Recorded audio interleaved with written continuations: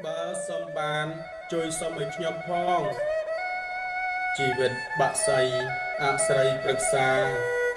ជីវិតមច្ឆាអស្រីគង្គាសត្វលោកសុខសានអស្រីធម្មាការបៀតបៀនគ្នានឹងទុកទោមនិញជីវិតអ្នកផ្សារហឺហារាក់ទាក់មានឈ្មោះជាអ្នកទិញចូលលក់ចេញពូតភោគសំខ្លះឲ្យតែគេទិញចង់បានចំណេញពលពាកមុសាជីវិតអ្នកល្បែងតែងតែប្រកាន់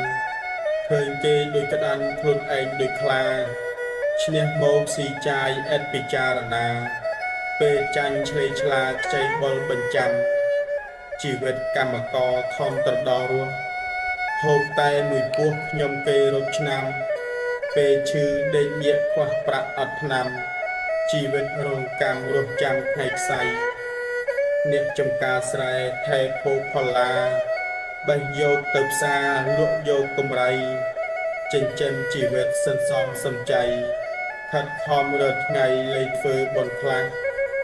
កើតមកជាមនុស្សទោះក្រឬមានកុំធ្វើបំពេញដោយឥតអៀនខ្មាស់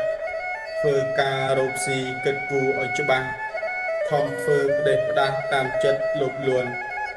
សូមអស់ក្រមុំកុំរំខានលោកកំលោះកកោកទុកលោកសូត្រមន្តអ្នកបោកទ្រង់ធัวមិនយកប្រពន្ធលោលួចលោកលួនបាត់ធ្ងន់ណាពៅបើចង់ចំណេញចេញជូនឯផ្សារចង់មានបញ្ញាខំសិក្សាទៅបើចង់បានបនត្រូវថែម៉ែឪទៅវត្តយប់ជ្រៅក្រែងលោកនឹងភ្លិត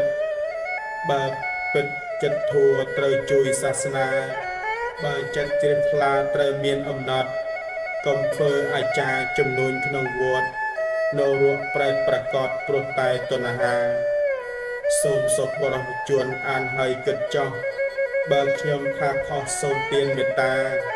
ត្បិតអាចារ្យធំសូមឲ្យខ្ញុំថាក្រែងអាចជួយស្ដារផ្ងាទៅជាល្អចង់បានផលស្រូវទៅបណ្ដោះស្មៅក្នុងចិត្តជើមខ្មៅទៅពាក់អាវសដុតផ្ទះឈើចោលបនសុំផ្ទះថ្មបើសុំបានល្អជួយសុំខ្ញុំផងសូមអនុមោទ